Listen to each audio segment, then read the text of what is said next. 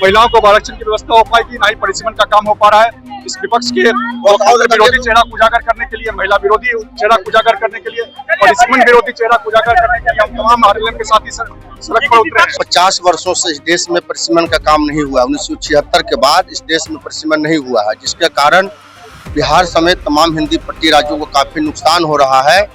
आज जब भारत सरकार ने अधिकार देने के लिए परिसीमन को करने के लिए परिसीमन विधेयक लाया, तो विपक्ष के जो है नकारात्मक रवैया के चलते प्रस्ताव गिर गया। बिहार जैसे राज्य जहाँ पे आज के समय में 40 लोकसभा की सीटें हैं, लोकसभा की सीटें बढ़ती लगभग 60 की संख्या हो जाती बिहार के सांसदों की। निश्चित तौर पर बिहार की राजनीतिक हैसियत बढ़ती, राजनीतिक शक्ति बढ़ती केंद्र में, उससे बिहार का आर्थिक विकास भी तेज होता और साथ ही साथ महिलाओं के आरक्षण की व्यवस्था की जा रही थी। एक व्यक्ति का एक वोट है और एक वोट का एक मूल्य होता है। अगर चूंकि जनसंख्या में वृद्धि हुई है, निश्चित तौर पर राजनीतिक हिस्सेदारी भी बढ़नी चाहिए बिहार जैसे राज्य की। कर रहे हैं जिस तरीके से संसद में एक ऐतिहासिक मौका था देश के सामने, संसद के सामने महिलाओं के आरक्षण की व्यवस्था करने की और पूरे देश में नए परिसीमन के आधार पर चुनाव हो, इस बात की व्यवस्था करने की। परिसीमन का काम होता पूरे बिहार में, पूरे देश भर में।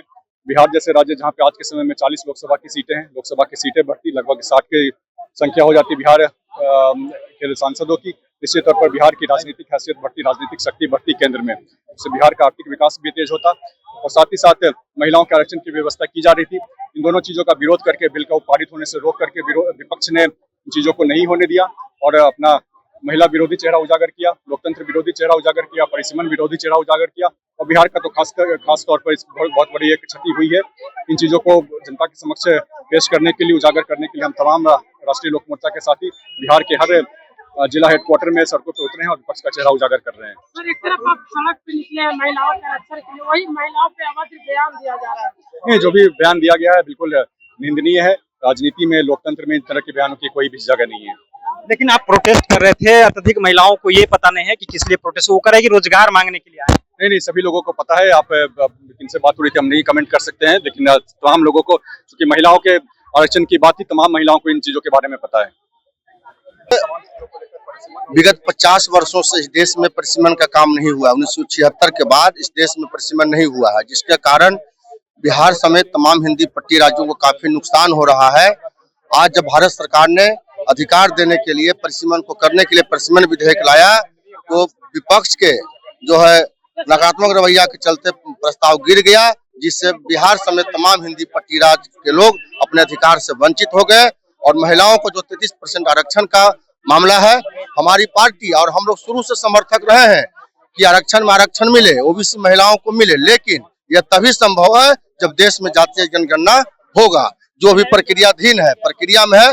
जब हो जाएगा तो फिर जो है उसके लिए फिर आगे बात होगी। लेकिन महागठबंधन के लोगों ने महिला आरक्षण का विरोध करके उस विधेयक को गिरा के घोर अन्याय किया है, इसलिए इनका धिक्कार है।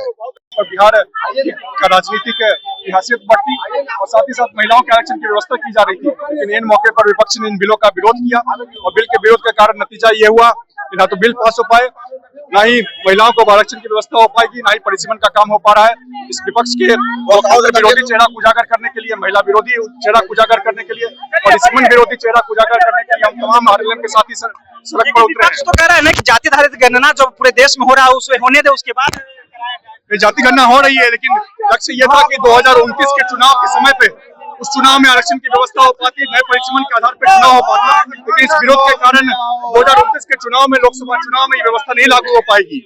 लेकिन साउथ के जो विपक्ष के लोग हैं वो कह रहे हैं कि हम तो हमारे दो पे काम किए तो हमें उसका परिणाम नहीं। संविधान में क्लियर प्रावधान है, एक व्यक्ति का एक वोट है और एक वोट का एक मूल्य होता है।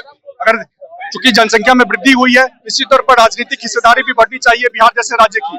बिहार जैसे राज्य की हिस्सेदारी नहीं बढ़ रही है। इसका नतीजा ये है कि यहाँ पे एक सीट में, एक लोकसभा की सीट में 15 लाख 20 लाख लोग एक प्रतिनिधि को चुनकर भेजते हैं, जबकि दक्षिण के कुछ राज्यों में अगर आप देखेंगे तो 10 लाख 12 लाख के ऊपर एक